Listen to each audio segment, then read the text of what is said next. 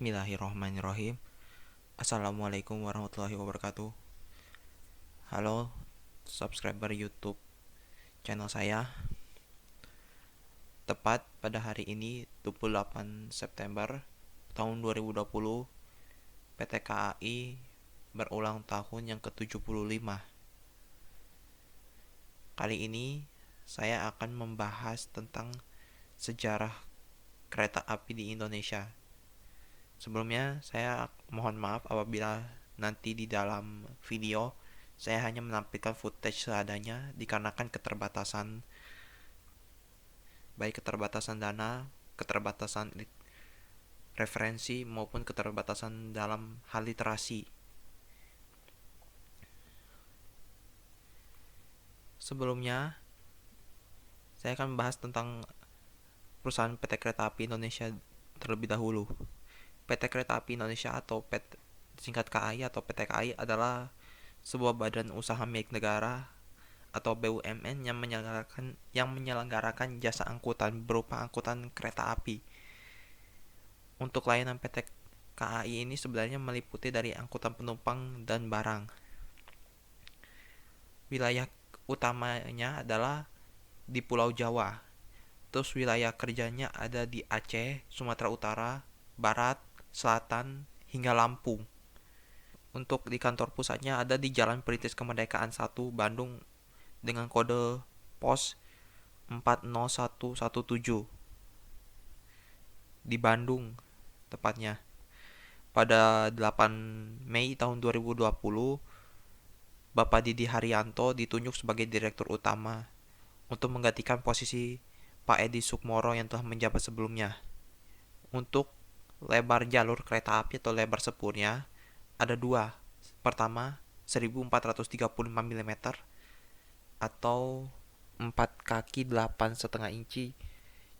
Jika di standar internasionalnya jika di satuan internasionalnya kalau menggunakan hitungan meter itu bisa bernilai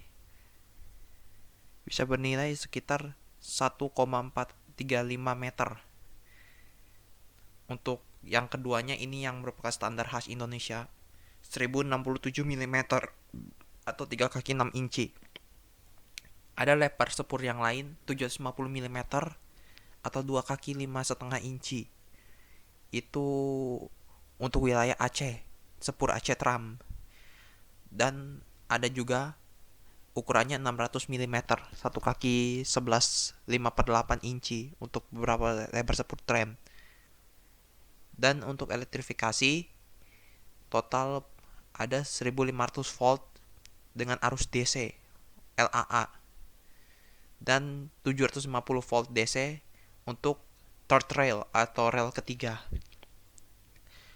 Dan panjang jalurnya ini sekitar 5042 km atau 3133 mil. Untuk ketinggiannya di 1246 meter atau 4088 kaki. Stasiun Cikajang. Stasiun Cikajang ini merupakan stasiun kereta api non-aktif yang akan direaktivasi ketika jalur kereta api Cibatu Garut sudah beroperasi, sehingga tidak menutup kemungkinan nanti akan diperpanjang hingga sampai Cikajang. Nah, sekarang kita akan masuk ke sejarah perkeretaapian di Indonesia. Kita akan membahas dari prakemerdekaan. Pada prakemerdekaan, di hari Jumat tanggal 17 Juni tahun 1864, lahirlah perusahaan perkeretaapian di Indonesia yang untuk pertama kalinya. Pembangunan ini diprakarsai oleh Netherlands Indische Spoorwegmaatschappij atau NIS dengan rute awalnya Semarang Tanggung. Pencangkulan tanah pertama dilakukan di Desa Kemijen dan diresmikan oleh Mr. L.A.J.W. Baron Slot van de Belle. Namun jalur ini dibuka 3 tahun berikutnya, yaitu tanggal 10 Agustus tahun 1867 hingga tahun 1873. 3 kota di Jawa Tengah yaitu Semarang, Solo, dan Jogja sudah berhasil dihubungkan. Pada 1869, untuk pertama kalinya, angkutan tram diperkenalkan oleh perusahaan Tram Batavia Tramweg Maatschappij atau BTM untuk warga Batavia. Sarana penariknya berupa hewan kuda dengan lebar sepur 1188 mm. Masa politik kolonial liberal rupanya mengakibatkan pemerintah Belanda enggan mendirikan perusahaannya dan justru memberikan kesempatan yang luas bagi perusahaan-perusahaan KA swasta. Namun sayangnya, perusahaan swasta itu tidak memberikan keuntungan berarti, apalagi niche yang membutuhkan banyak bantuan keuangan dari pemerintah kolonial. Maka Departemen Urusan Koloni mendirikan operator KA lain, yaitu bernama Staatspoorwegen atau SS, yang membentang dari Buitenzorg atau Bogor hingga Surabaya. Pertama kali dibangun di kedua ujungnya, jalur pertama di Surabaya dibuka pada tanggal 16 Mei 1878 dan terhubung pada 1894. Selain itu, muncul juga 15 operator KA swasta di Jawa yang menamakan dirinya sebagai perusahaan tram uap. Namun, meskipun demikian, perusahaan itu sudah dapat dianggap sebagai operator KA regional. Sebagai perusahaan kolonial, sebagian besar jalur KA di Indonesia mempunyai dua tujuan ekonomis dan strategis. Nyatanya, syarat bantuan keuangan NIS antara lain membangun rel KA ke Ambarawa yang memiliki benteng bernama Willem I yang diambil dari nama Raja Belanda. Jalur KA negara pertama yang dibangun melalui pegunungan selatan Jawa, selain karena datar di wilayah utara Jawa, untuk alasan strategis yang sama, jalur KA negara di Jawa menghubungkan Anyer yang berada di lintas barat menuju Banyuwangi atau disebutnya sebagai Ketapang di lintas timur. Selain di Jawa, pembangunan rel KA juga dilakukan di Aceh, menghubungkan Banda Aceh hingga pelabuhan Ulele dengan lebar 1067 mm yang digunakan untuk keperluan militer. Kemudian lebar sepur yang sebelumnya 1067 kemudian diganti dengan menjadi 750 mm membentang ke selatan. Jalur ini kemudian berpindah kepemilikan dari Departemen Urusan Perang ke Departemen Urusan Koloni hingga 1 Januari 1916 menyusul perdamaian relatif di Aceh. Ada pula jalur kereta api di Rana Minangkabau, dibangun pada tahun 1891 hingga 1894 dan Sumatera Selatan, yang dibangun pada tahun 1914 sampai 1932. Kedua jalur ini digunakan untuk melintasi layanan angkutan batu bara dari pertambangan bawah tanah hingga ke pelabuhan. Di Sumatera Utara juga ada perusahaan kereta bernama The Spoorweg Maestapich yang banyak mengangkut karet dan tembakau di daerah Delhi. Berikutnya juga ada pembangunan jalur kereta api yang dilangsungkan di Sulawesi Selatan pada Juli 1922 hingga 1930. Sebagai bagian dari proyek besar-besaran pembangunan jalur rel di Kalimantan dan Sulawesi, menggabungkan sistem rel KA di Sumatera serta elektrifikasi jalur KA utama di Jawa. Akan tetapi, depresi besar telah membatalkan upaya ini. Meskipun tidak sempat dibangun, studi pembangunan jalur KA di Kalimantan, Bali, hingga Lombok telah selesai dilakukan. Semasa pendudukan Jepang, seluruh jalur kereta api, bahkan yang terpisah sekalipun, dikelola sebagai satu kesatuan. Sementara itu, di Sumatera juga dikelola oleh cabang-cabang angkatan bersenjata Kekaisaran Jepang secara terpisah. Pendudukan Jepang akhirnya mengubah lebar sepur yang tadinya 1435 mm di Jawa menjadi 1067.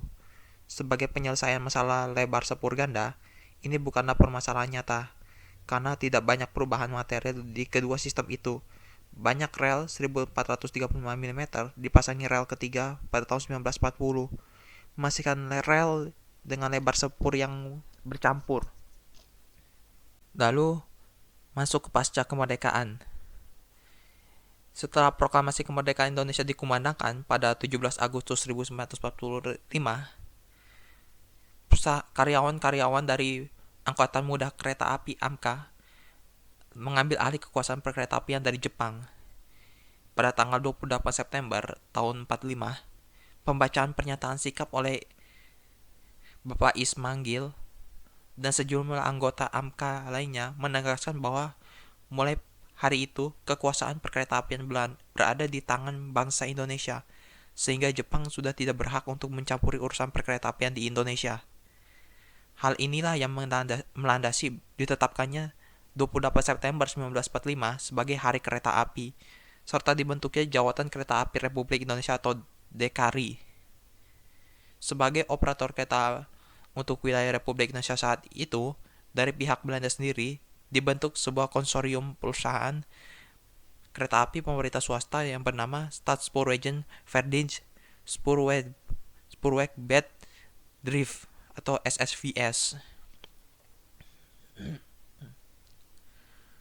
Hingga 31 Desember 1949, DKRI dan SSVS masih berstatus sebagai operator kereta api. Hingga Januari 1950, DKRI dan SSVS dilebur menjadi Jawatan Kereta Api atau DKA. Nama DKA pun berubah menjadi PNKA atau Perusahaan Negara Kereta Api pada masa Orde Lama. Pada tanggal 15 September 1971, nama itu berubah menjadi Perusahaan Jawatan Kereta Api atau PJKA. Lalu, 2 Januari 1991, PJKA berubah menjadi PNKA. Bukan PNKA, Perusahaan Umum Kereta Api atau Perumka. Semenjak 1 Juni 1999, Perumka mulai menunjukkan keterbukaannya dan berubah menjadi PT Kereta Api Persero atau PTKA. Pada bulan Mei 2010, nama PTKA berubah menjadi PT Kereta Api Indonesia Persero hingga saat ini. Pada 12 Agustus 2008, PT Kereta Api melakukan pemisahan divisi angkutan perkotaan Jabodetabek menjadi PT KAI Komuter Jabodetabek atau KJJ, yang pada tahun 2017 lalu menjadi PT Kereta Komuter Indonesia untuk mengelola kereta api pengelaju di daerah Jakarta dan sekitarnya. Selama 2015, jumlah penumpang kereta api telah mencapai 325,94 juta penumpang per tahun. Itu sekilas sejarah tentang perkeretaapian di Indonesia. Sumber yang saya baca ini didapat dari Wikipedia. Mohon maaf apabila dalam hal pengucapan banyak kesalahan. Kurang lebihnya mohon maaf. Terima kasih yang telah menonton video ini. Wassalamualaikum warahmatullahi wabarakatuh.